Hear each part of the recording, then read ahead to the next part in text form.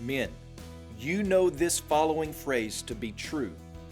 Ritual without romance is wasted.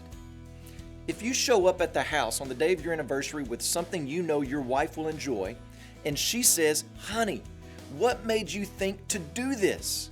And your response is, "Well, culture says that on your anniversary day, you're somewhat obligated to buy something your wife will like, so here you go." If that is your response, don't expect a warm embrace from your wife. Ritual without romance is wasted. Welcome to LifeWords Day by Day. We see this same thing happening in the book of Judges. There were festivals to remember the great works of God. There were laws to memorize so that God's ways would be on the people's hearts. God had them set up memorial stones as reminders and conversation starters to talk about God's great redemptive power.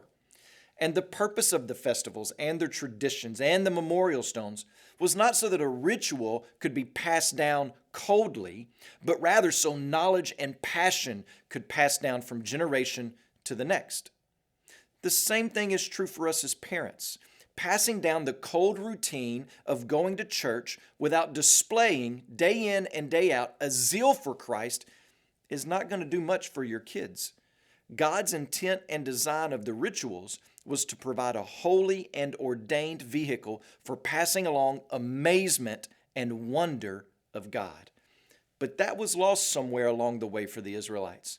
They wanted to look like what they saw around them in the culture. They wanted to be doing the same things, going to the same places, same customs, same styles.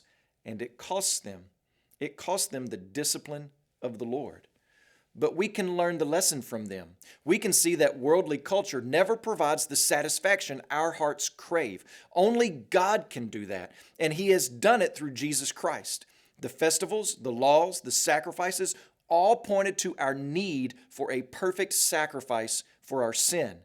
And that is what we have in Christ. And when we turn from our wickedness and self-righteousness and find our rest in the work of Christ, then we find true satisfaction for the restlessness of our souls.